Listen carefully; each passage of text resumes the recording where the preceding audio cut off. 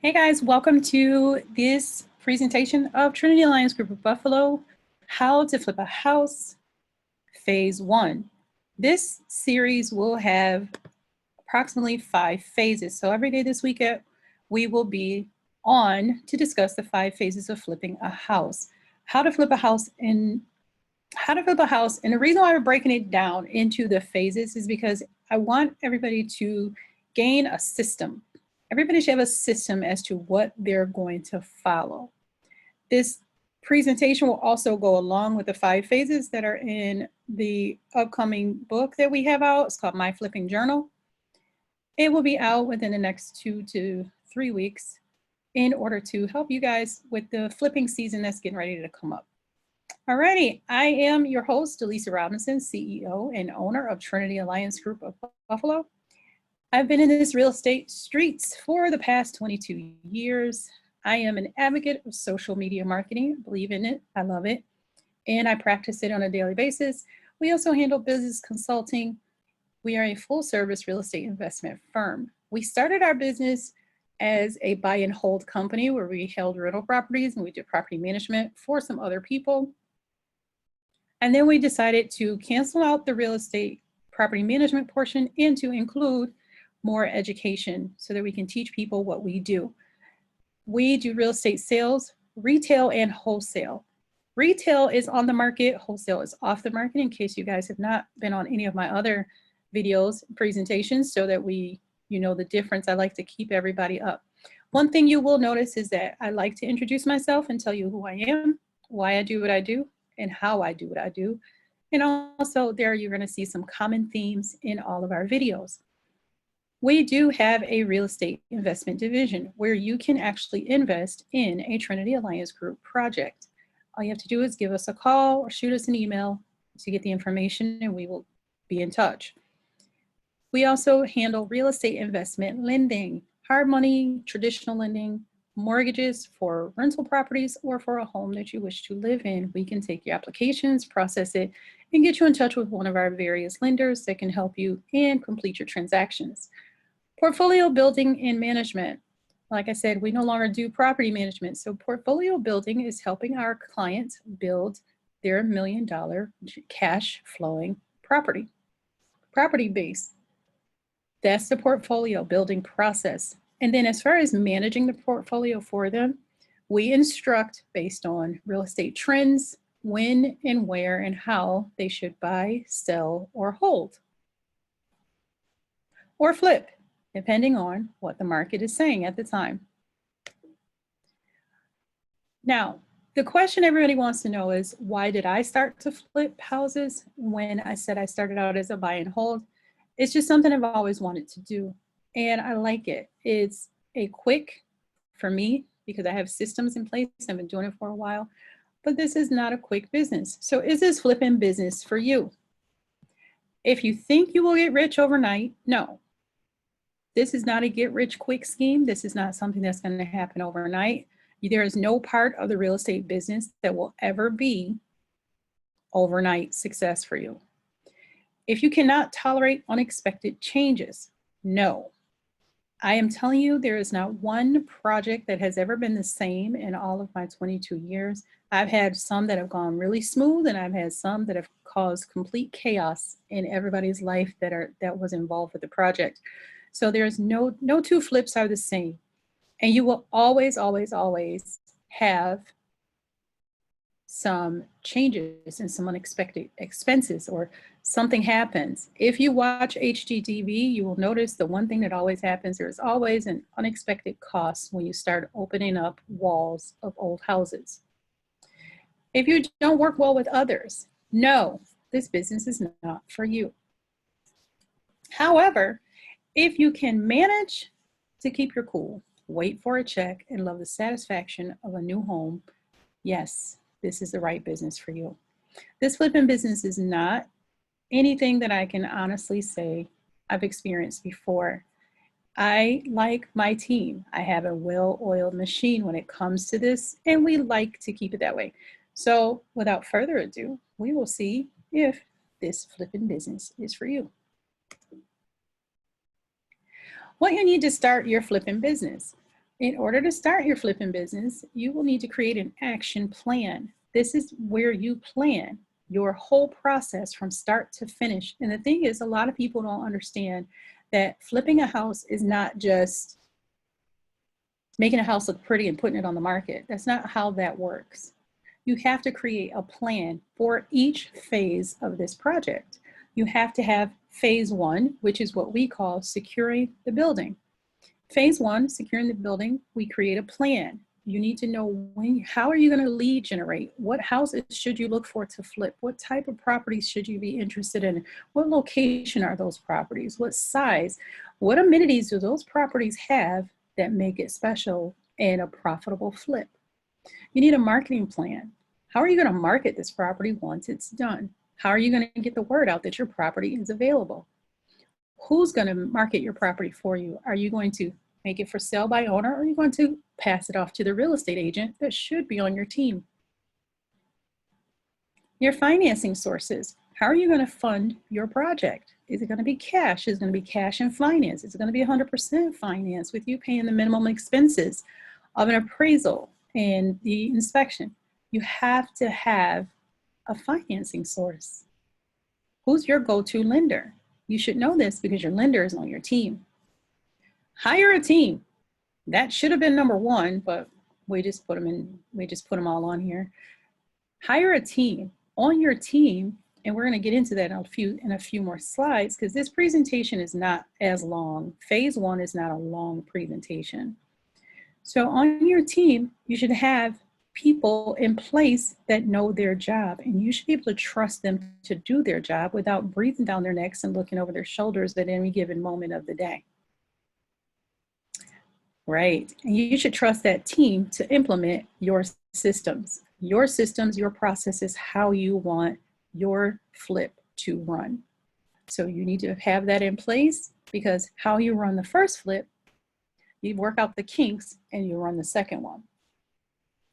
And know your numbers. Numbers are important. This is a numbers game, and you have to know exactly what you are working with, how you're going to work with it, and what is going to be the cost and cost effective for your project. So phase one, prepping for your project.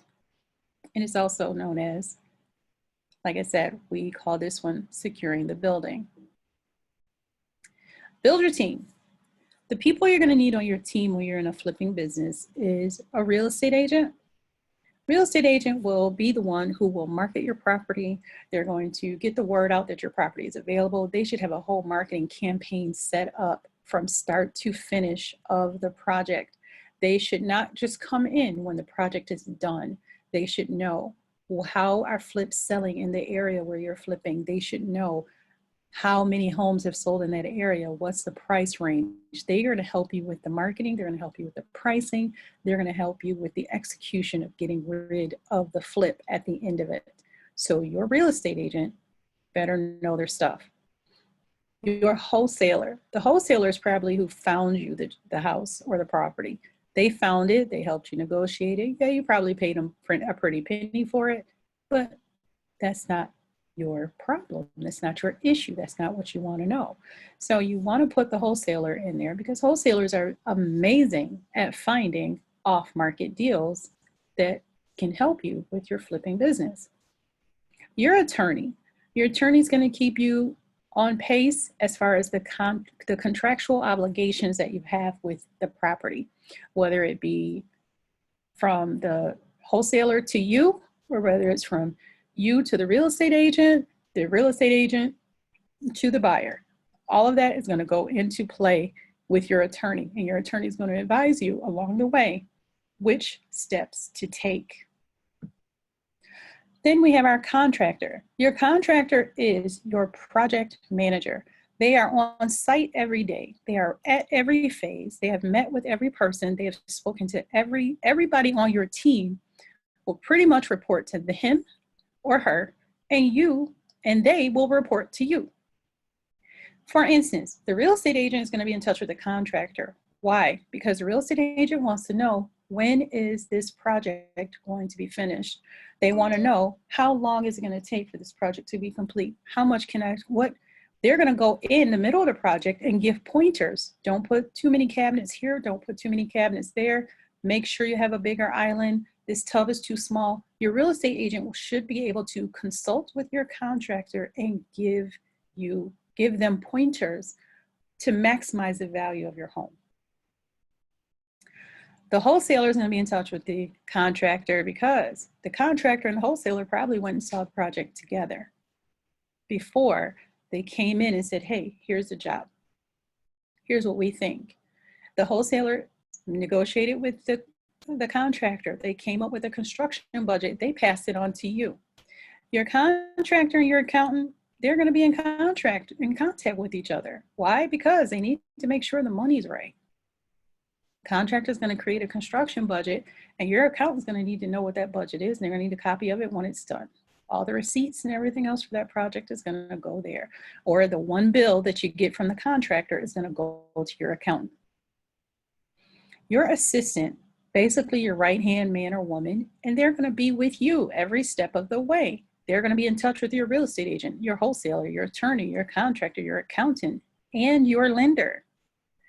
Everybody on this team, and I don't know if you're noticing this or not, but they all interact with one another. That's what makes it work. If this is not going to be a situation where you want to work with your team, then you may not want, this may not be the business for you. And the lender, this is the money person. Besides your contractor, your lender is pretty much your other hand. You got your contractor on one side, your lender on the other side. And those two are going to work together because a lender, and if you're doing hard money loans, your lender is going to have you in a draw situation. The draw situation goes like this. You put up the money first, you start the project, the lender is going to send out an inspector. The inspector is going to come out, they're going to look at the project, they're going to report back what was done. Once they report back what was done, the lender is then going to deposit money into your bank account because they don't send checks anymore. They just deposit the money into your bank account. And you're going to get the next phase of your project done. That's why you need to have an action plan. What am I doing? When is it getting done? How is it getting done? You have to have a timeline for each phase of this project. And that is your team. Now, there are some other people that are going to be on your team, like you might have an electrician, a plumber, an HVAC person. They're all going to report to your contractor because a general contractor runs the project. They are the communications between you and the subcontractors, which are your HVAC, plumbing, and electric. If there's an issue and you need to speak to that person directly, then by all means, you better do it. Because it's ultimately your project, your money. But your contractor that you hire should be the main point of contact for any of your subcontractors. So let's take a look at permits. Now, your general contractor is going to have to pull a permit. He's going to have to give a scope of work, a copy of the construction budget, and everything. Your permit cost may be included in this construction budget. By all means, it should be. Another thing about your permit, it may be the price of your permit may be depending upon the dollar amount of your contract, your construction budget. Yes, ma'am, some cities and towns will put a permit cost based on the scope of work. Yeah, I know I had a job where we did a demo and a rebuild in the walls and the framing. They basically told me my permit was $250 for the amount of work that I had to do. Yep, so that you got to keep track of that stuff. Each specialty has to pull their own permit. There's certain permits that are there. Your electrician has to pull their own permit. Your plumber, your HVAC has to pull their own permit. In some cities, counties, towns, and states, your roofer, your framer, sometimes your landscaper has to pull their own permit. So be careful to check your town, your city, your state to know exactly what needs to be done and who needs to pull those permits. Now, and sometimes your roofer has to pull their own permit, And here's why. Roofing is considered a specialty in some areas. Not everybody can just go up on a roof and do it. Even though you see people getting roofs done all the time, doesn't mean they're roofers. Some roofers have to have special licenses, just like the electricians, they have to be certified, just like HVAC and plumbers. So you want to make sure of the rules and regulations for your town. Here's why. And like I tell you guys all the time, I won't tell you anything I haven't experienced. I did not get my proper permit and they shut me down for 45 days. Now my project should have been done in 45 days and I was shut down for the entire time. So you don't want to be stuck sitting down, not doing anything because you didn't pull the proper permits. Make sure your contractor is licensed in the city or state or town where you plan to do the work. Make sure your subcontractors are licensed in the city, state, or town where you plan to do the work. And yes, they might be licensed with the state, but they might have to have a special certification from the city, the town, or the county. So you want to make sure that everything is legally in place so that they don't come around and shut you down. Like I said, I speak from experience. Yep, shut me down. So you want to make sure your permits are in place. This is part of phase one. And like I said, phase one is not a long phase where you don't get into a lot of detail, but you will understand and go through, see what we go through.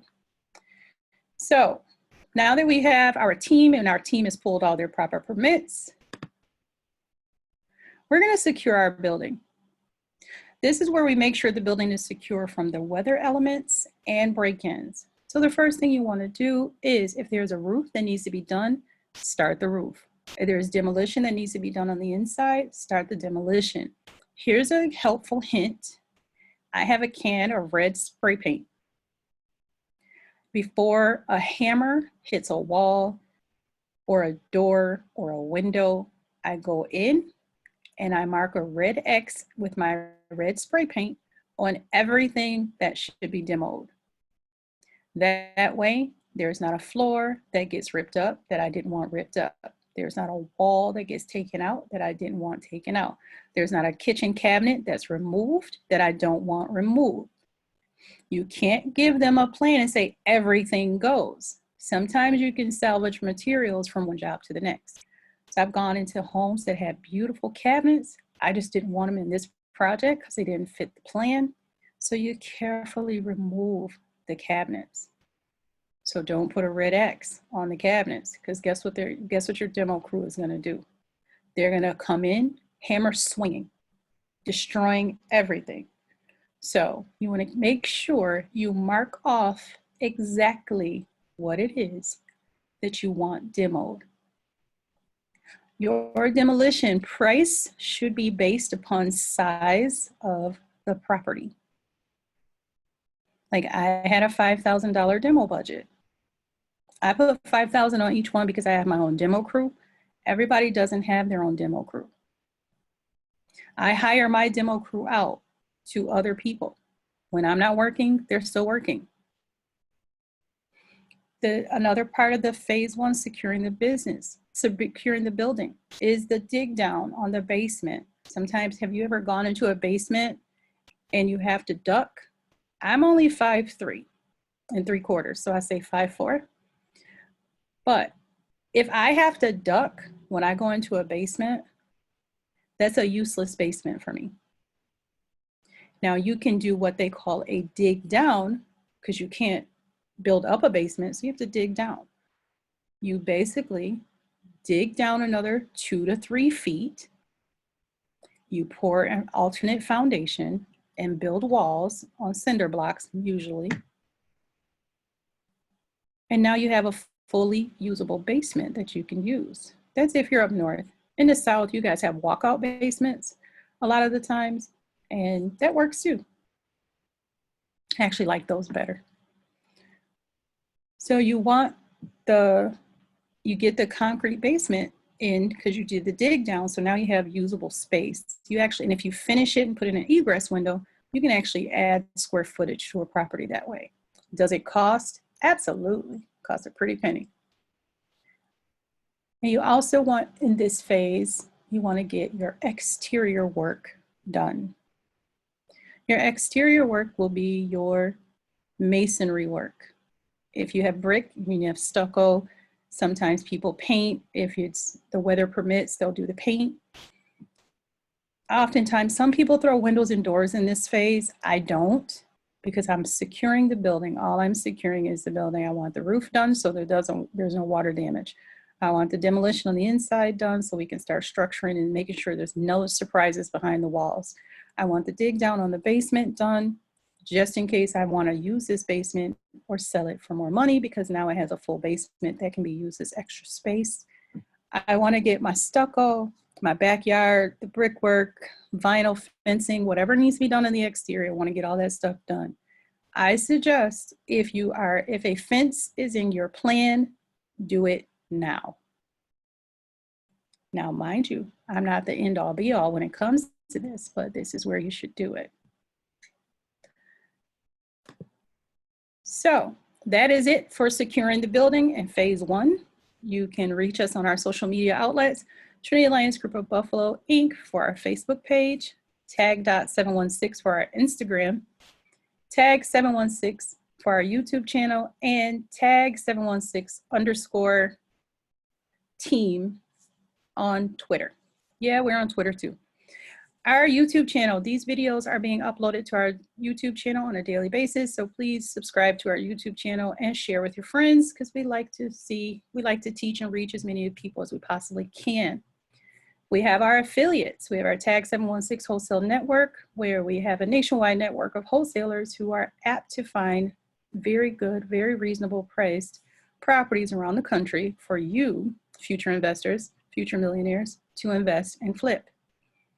And our Tag 716 Network and Mastermind Facebook group. This is a free group that you can join and get some tips and tricks on different business, no matter what type of business you're in. If you have any questions or concerns, please let me know if you have any questions. Put them in the chat box. Make sure your chat box is on all panelists so that we can all see your questions and benefit from them and get them answered.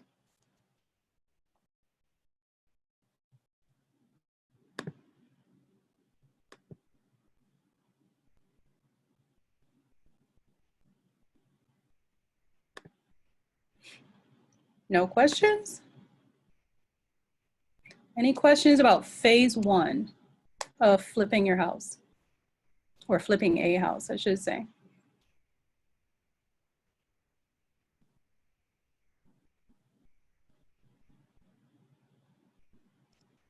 Alrighty, if we don't have any questions, I would like to say once again, thank you for joining us for the Lunch and Learn segment for today. We will be, like I said, this video will be on our YouTube channel probably later on today. Then what we'll do is tomorrow will be phase 2, and phase 2 is framing and getting the walls and doors and floors and windows put in. So again, check us out on our Facebook outlet and our Instagram pages, and happy flipping. We'll see you guys tomorrow at 1 p.m. Thanks a lot, guys. Have a good day.